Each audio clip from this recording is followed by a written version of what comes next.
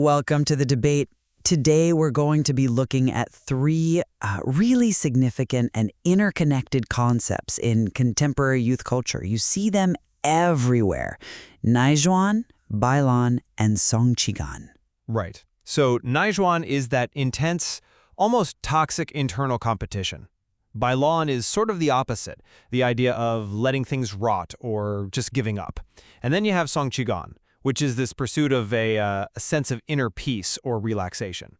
Exactly. And on the surface, they look like three completely different ways of living, you know? But the central question for our debate today is this. Are these seemingly opposite approaches all, in fact, attempts to answer the same fundamental question?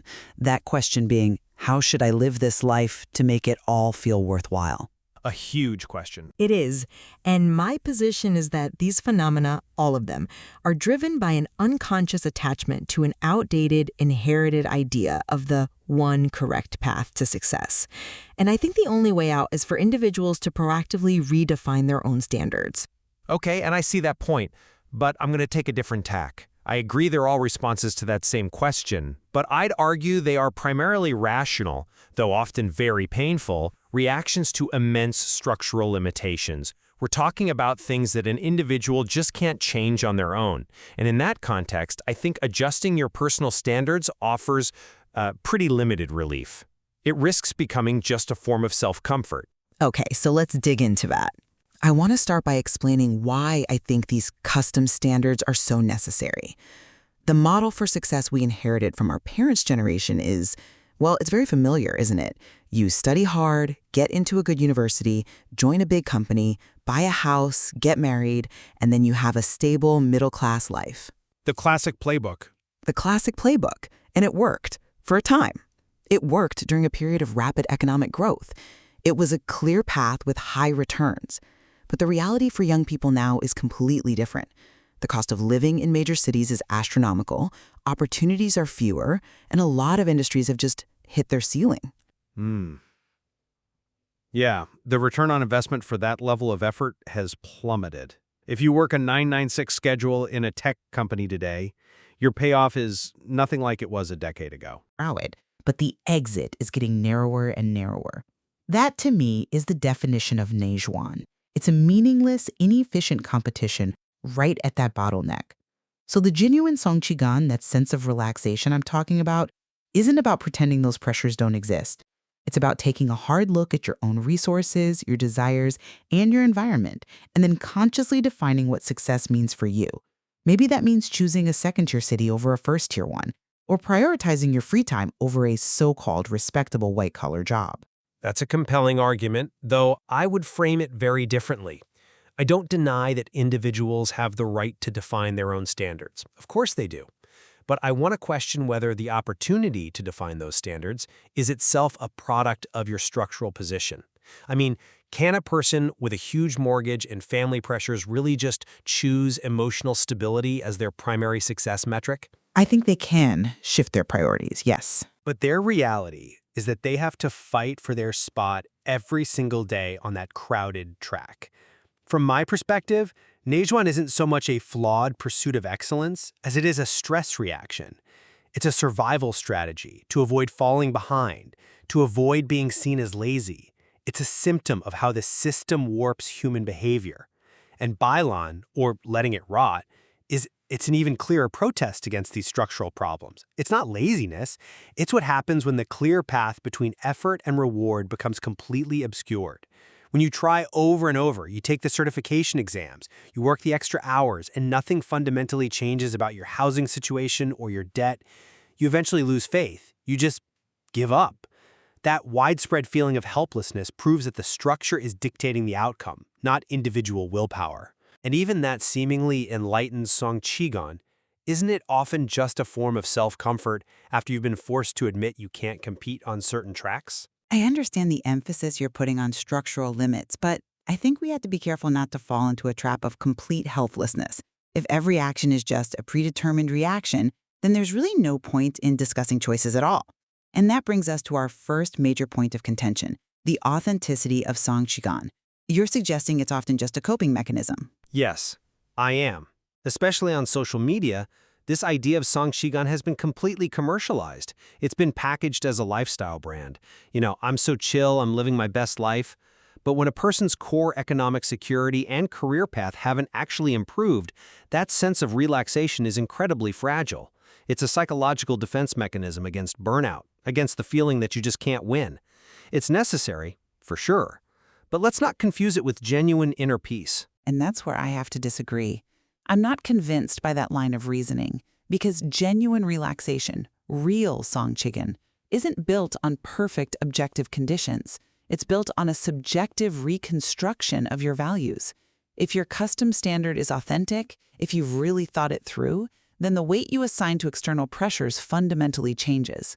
If I genuinely value having time to myself, more than owning a flat in a top-tier city, then giving up a high-pressure, high-salary job isn't a loss in my personal value system. It's a trade.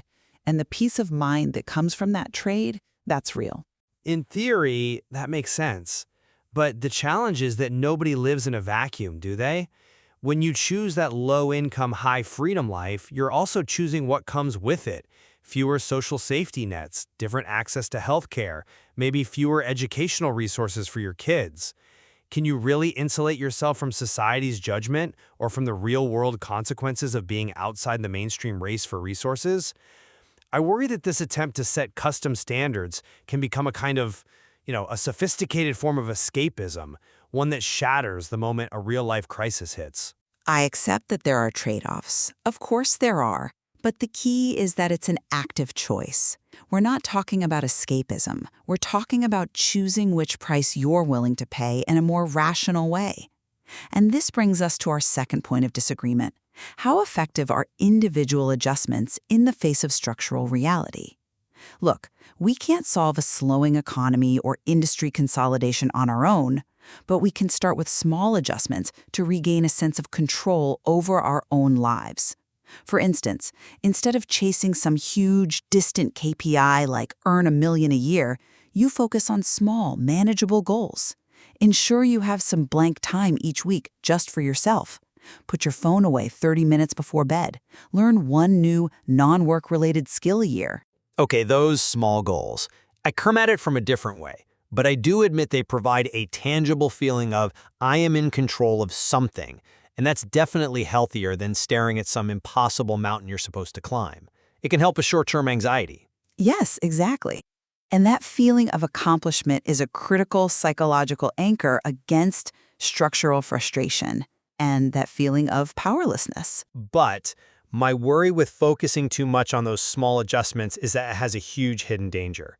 It encourages individuals to pour all their energy into the 30% of their life that they can control while deliberately ignoring the other 70% that's a result of the system, the era, and just plain luck.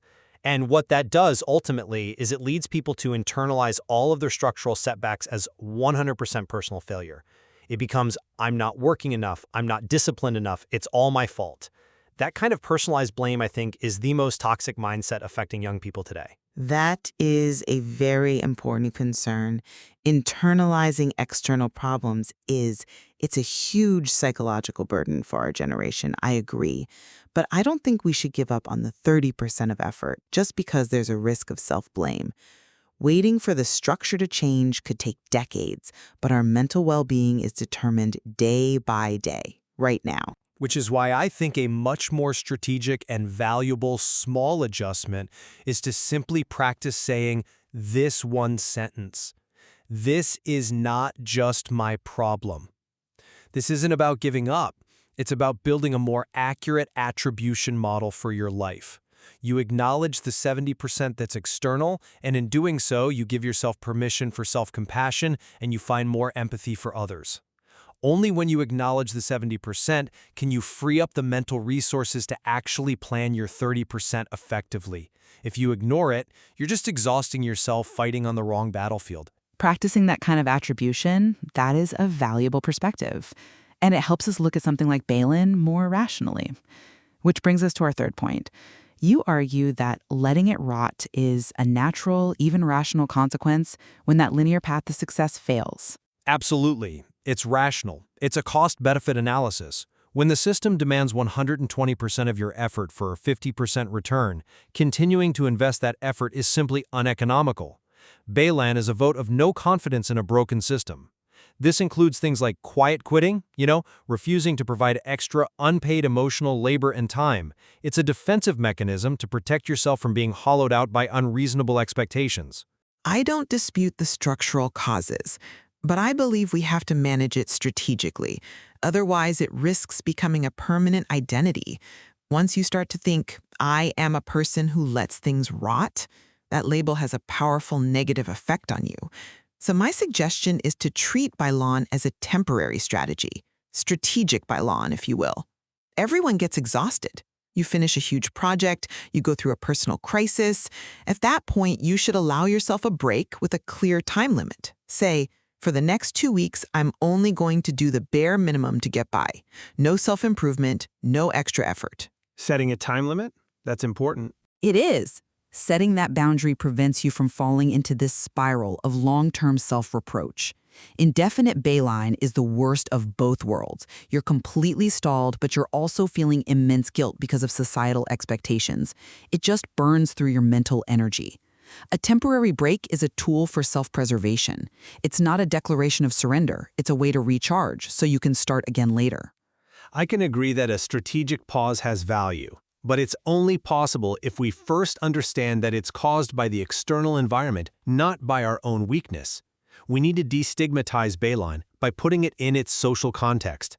Often, when someone chooses to let things rot for a while, it might just be the most rational choice they have to avoid a complete breakdown. And it's precisely that understanding, that it has external causes, that gives us the power to make these strategic adjustments. If you just think, I'm lazy, I'm destined to fail, you can't adjust. But if you realize my exhaustion comes from the massive gap between societal expectations and actual rewards, well then you can start to adjust your definition of reward. And that is the starting point for setting your own standards. So it seems we've come back to a point of intersection. Individual agency has to be built on a clear-eyed understanding of the objective structure. Without that awareness, your choices aren't truly free. Yes, I think we both agree that whether it's Nejuan, Baylan, or the search for Songjigan, it's all part of this generation's attempt to figure out how to live a life of value. My position remains that when the grand narratives of the external world are failing us, we have to reclaim control by defining our own metrics for success. That might mean prioritizing emotional stability or intellectual curiosity over income or status. It's the one area where we can still take the lead. I acknowledge the importance of defining those personal standards. I have to stress again that under the structural pressures of a slowing economy and the high cost of living, for many people, Nejuan and Baylan are almost inescapable. They are marks of our time.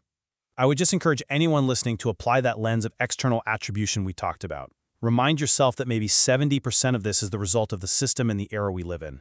That can help ease the burden of personal blame and maybe help us find a bit more compassion for our friends and colleagues who seem to be letting it rot.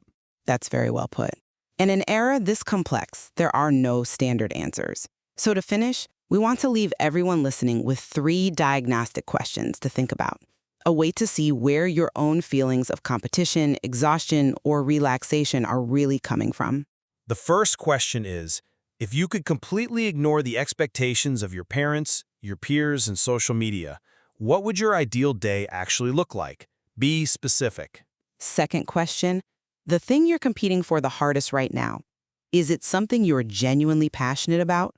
Or is it something you're doing because you're afraid of being seen as lazy, of losing face? And the third question, is the Baylan or Songjigan you talk about a lifestyle you truly desire? Or is it a form of helpless self-protection because you're just too exhausted to keep fighting? Thinking about these questions might help take these abstract buzzwords and ground them in the concrete reality of the life you actually want to live. Thank you for listening to The Debate. We'll see you next time.